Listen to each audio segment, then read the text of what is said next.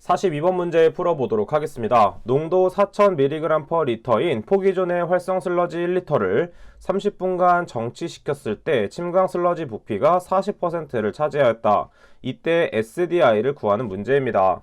지금 보게 되면 1리터를 30분간 정취시켰을 때의 부피를 SV라고 하고 그때 40%가 차지하고 있다고 나와 있습니다.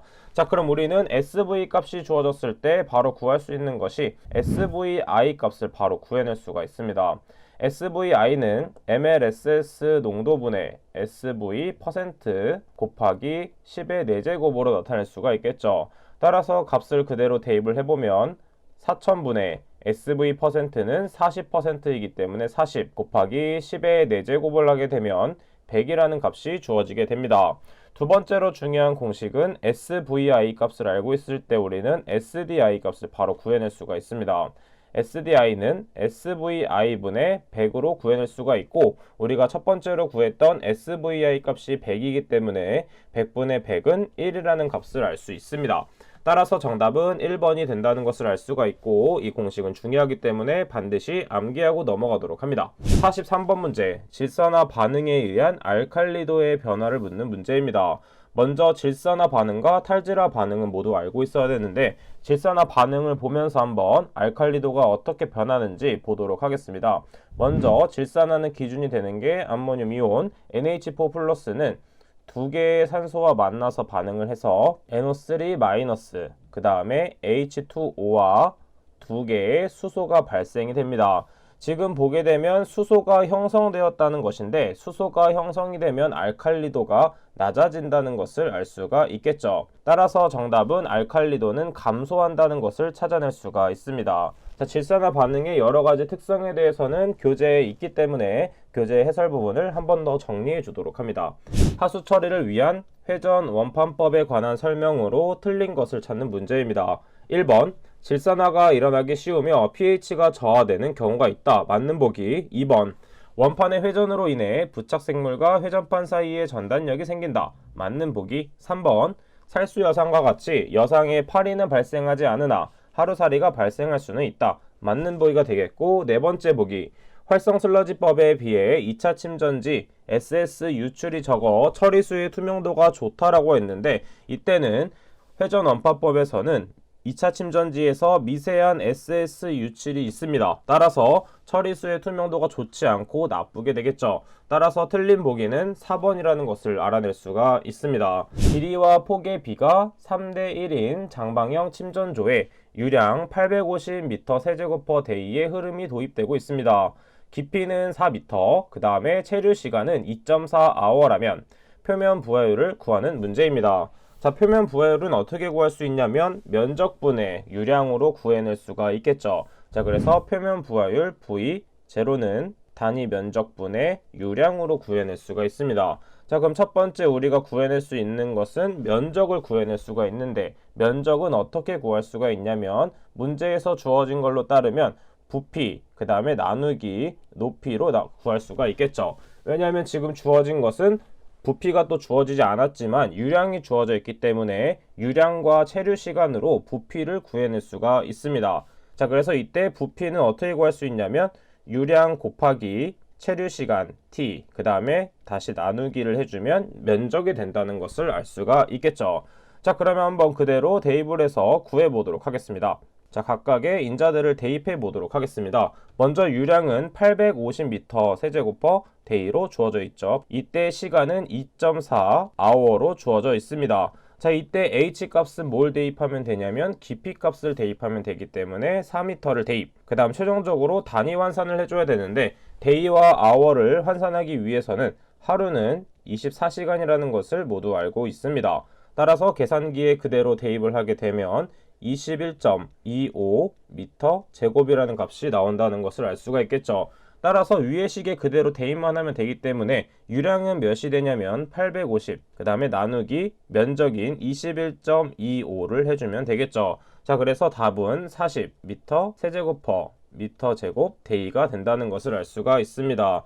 정답은 3번이 된다는 것을 알 수가 있겠죠. 자, 교재를 보시는 분들은 해설에 잘못된 부분이 있기 때문에 이렇게 수정을 해주시면 되겠습니다.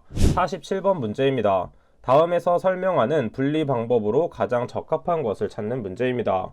자, 그럼 먼저 보도록 하면 첫 번째, 구동력을 보도록 하면 정수합차가 나와 있습니다. 정수합차에 해당되는 것은 역삼투, 그 다음에 한해여가, 정밀여가에 해당이 됩니다.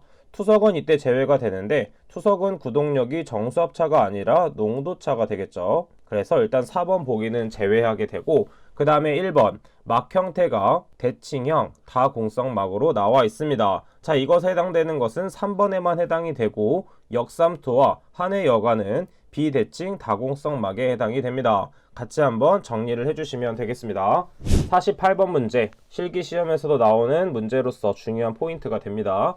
탈기법을 이용하여 폐수 중의 암모니아성 질소를 제거하기 위하여 폐수의 pH를 조절하고자 한다. 수중 암모니아를 NH3 80%로 98%로 하기 위한 pH를 구하는 문제입니다. 자, 이때 반응식이 나와 있고 그 다음에 평형상수 K는 1.8 곱하기 10의 마이너스 5제곱으로 주어져 있네요. 자, 이것을 구하기 위해서는 함량 퍼센트에 대한 식을 알고 있어야 되는데 NH3의 퍼센트는 어떻게 구할 수 있는지 한번 보도록 하겠습니다. 일단 분자에는 1, 그 다음에 1 플러스 수산화이온의 몰농도 분해, 그 다음에 평형상수 KB가 들어가고 곱하기 100을 해주면 되겠습니다. 자, 이때 곱하기 100은 분모에다 하는 것이 아니라 앞에 있는 분수에 대해서 그대로 곱해줘야 되는 것이죠. 자, 그러면 수산화이온에 대해서 구해야지, 왜냐하면 pH를 구할 수 있는 것입니다. 따라서 위의 식을 정리해서 계산을 해보도록 하면 수산화이온의 몰농도에 대한 식으로 정리를 해서 다시 식을 다시 표현하도록 하면 KB100 나누기 NH3의 퍼센트, 그 다음에 마이너스 1이 되는 것이죠. 자, 그래서 문제에서 주어진 것에 그대로 대입만 해주면 되는 것입니다. 자, 이때 KB 값은 문제에서 1.8 곱하기 10의 마이너스 5제곱으로 주어져 있고 그 다음에 함량은 98%이기 때문에 98을 그대로 대입을 해주도록 합니다. 그 다음 마이너스 1을 해주게 되면 8.82 곱하기 10의 마이너스 4제곱 몰농도가 된다는 것을 알 수가 있겠죠. 자, 우리는 POH, 즉 pH를 구할 수가 있는데 어떤 식으로 구할 수 있냐면 pH는 14-POH로 구할 수가 있습니다. 자, 그럼 우리는 OH의 몰농도를 구했기 때문에 그대로 대입만 해주면 답이 된다는 것을 알 수가 있겠죠. 따라서 14-상용 로그의 8.82 곱하기 10의 마이너스 4제곱분의 1을 계산기에 대입해주면 되겠습니다. 자, 계산기에 대입을 하게 되면 10.9455라는 값이 나오기 때문에 대략적으로 10.95라는 값이 나오는 것을 찾아낼 수가 있습니다. 따라서 정답은 3번이 된다는 것을 알 수가 있겠죠. 50번 문제입니다. 용수 응집시설에 급속 혼화조를 설계하고자 한다. 혼합조의 설계 유량은 18,480m 세제곱/대이며 정방형으로 하고 깊이는 폭의 1.2배로 한다면 교반을 위한 필요 동력 킬로와트를 구하는 문제입니다. 자, 그럼 이것은 어떻게 구할 수 있는지 한번 보도록 하겠습니다. 이때 중요한 공식이 하나 있습니다. P는 G의 제곱 곱하기 점도 뮤 곱하기 부피가 되겠습니다. 자, 부피는 혼동할 수 있기 때문에 이런 식으로 표현을 해보도록 할게요. 자, 그래서 우리가 지금 구할 수 있는 것은 무엇이냐면 부피를 먼저 구해내 줘야 됩니다. 왜냐하면 속도 9배는 주어져 있고 그 다음에 점도 또한 주어져 있기 때문에 부피만 바로 구해보도록 합니다. 자, 첫 번째 부피. 부피는 어떤 식으로 구했냐면 유량 곱하기 시간으로 우리가 구했습니다. 항상 계산을 할 때는 선을 긋고 계산해야지 혼동을 하지 않습니다. 자, 그래서 유량은 몇이었냐면 18,480m 세제곱/day였고 체류 시간은 30초로 주어져 있네요. 자, 이때 시간 단위를 바꿔줘야 되는데 먼저 데이 단위를 시간으로 바꾸기 위해서는 하루는 24시간, 그 다음에 1시간은 60분, 1분은 60초이기 때문에 60 곱하기 60을 해서 1시간은 3600초라는 것을 알 수가 있습니다. 따라서 계산기에 그대로 대입을 하게 되면 6.4167m 세제곱이라는 것을 알 수가 있겠죠. 자, 그럼 우리는 공식에 그대로 대입만 해주면 끝이 나는 것입니다. 자, 그래서 P는 먼저 속도 900가 900으로 주어져 있기 때문에 900의 제곱, 그 다음 곱하기 점도는 0.00131, 그 다음 곱하기 6.4167을 해주면 되겠습니다. 자, 이렇게 계산한 값은 킬로와트 값이 나오는 것이 아니라 와트에 대한 공식이기 때문에 6800, 8.67와트라는 값이 나오게 되고, 문제에서 주어진 것은 킬로와트이기 때문에 여기 값에다가 10의 마이너스 세제곱을 곱해주도록 합니다. 따라서 값은 6.81킬로와트라는 값이 나오는 것을 알 수가 있겠죠. 따라서 정답은 3번이 된다는 것을 알 수가 있겠습니다. 51번 문제입니다. 침전하는 입자들이 너무 가까이 있어 입자 간의 힘이 이웃 입자의 침전을 방해하고, 그 다음에 동일한 속도로 침전하며 최종 침전지 중간 정도의 깊이에서 일어나는 침전 형태는 무엇인가? 지금 보게 되면 해당 부분은 지역 침전에 관한 내용으로서 입자의 침전을 방해하고 침전지 중간 정도의 깊이가 키포인트가 되겠습니다. 따라서 나머지 침전에 대해서는 교재에 설명이 있기 때문에 같이 한번 정리하고 넘어가도록 합니다. 52번 문제 풀어보도록 하겠습니다. 살수여상 공정으로부터 유출되는 유출수의 부유물질을 제거하고자 한다. 유출수의 평균 유량은 12,300m 세제곱 per day이고 여과지의 여과 속도는 17L per m제곱 미니트이고 4개의 여과지, 병렬 기준으로 했을 때 설계하고자 할 경우 여과지 하나의 면적 미터 제곱을 구하는 문제입니다. 자, 이것을 구하기 위해서 첫 번째는 평균 유량을 수정해 줘야 되는데, 유량이 됐을 때 병렬 기준일 경우 각각의 개수만큼 나눠 줘야 됩니다. 따라서 한 개에 적용되는 유량을 Q1이라고 본다면 Q1은 전체 유량인 12,300 나누기 4가 된다는 것을 알 수가 있고, 이때 계산을 하게 되면 3075m 세제곱 per day가 된다는 것을 알 수가 있습니다. 자, 그 다음에 우리는 면적을 구하기 위해서는 Q는 AV를 이용해서 구해야 되는데, 그럼 우리가 알고 있어야 되는 것은 바로 V에 대한 것을 알고 있어야 됩니다. 여과 속도는 지금 바로 주어져 있어서 대입한 후에 단위 환산을 해도 되지만 저는 단위 환산을 한 후에 대입을 해보도록 하겠습니다. 여과 속도를 보게 되면 17L 나누기 미터 제곱 곱하기 미니트가 됩니다. 자, 이때 단위를 미터 세제곱과 데이 단위로 통일하기 위해서 10의 세제곱 리터는 미터 세제곱이 된다는 것을 알 수가 있겠고, 그 다음에 1시간은 60분이 된다는 것을 알 수가 있습니다. 그 다음 마지막으로 24시간은 하루가 된다는 것을 알 수가 있겠죠. 따라서 계산기에 그대로 대입을 하게 되면 24.48 미터 세제곱 per 미터 제곱 데이가 된다는 것을 알 수가 있겠죠. 따라서 우리는 면적을 바로 구할 수가 있는데, 면적은 유량 나누기 유속으로 구할 수 있으므로 A는 1번식인 3075 나누기 24.48을 대입해주면 됩니다. 따라서 계산기에 그대로 대입을 하게 되면 약 125.61m 제곱이 나온다는 것을 구해낼 수가 있겠죠. 따라서 정답은 3번이 된다는 것을 찾아낼 수가 있습니다. 55번 문제입니다. CSTR 반응조를 1차 반응 조건으로 설계하고 A의 제거 또는 전환율이 90%가 되고자 한다.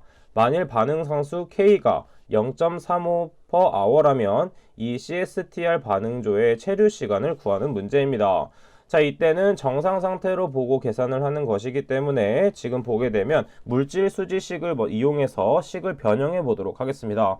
자, 물질 수지식을 다시 적어 보도록 하면 Q 곱하기 C0, 그 다음 빼기 Q 곱하기 CT 마이너스 반응물인 K, 그 다음에 CT의 1제곱, 왜냐하면 1차 반응이라고 했기 때문에 1제곱이 되고 부피가 0이 된다는 것을 알 수가 있습니다. 그 다음 우리가 풀어줘야 될 것은 무엇이냐면, 체류 시간에 대한 식으로 바꾸기 위해서는 우리가 가장 많이 사용하는 공식이 있죠.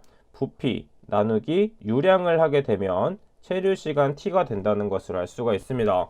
따라서 식 전체를 Q로 나눠주도록 하겠습니다. Q로 나눠주도록 하면 C0 마이너스 CT, 그 다음에 마이너스 K, 그 다음에 CT 곱하기 체류 시간 T가 0이 된다는 것을 알 수가 있고, 우리가 구하고자 하는 것은 T에 대한 식이기 때문에 이 반응물에 대한 것을 이항시키도록 하면 C0 마이너스 CT는 K 곱하기 CT 곱하기 T가 되겠고, T를 제외한 K와 CT를 저항으로 나눠주도록 하겠습니다.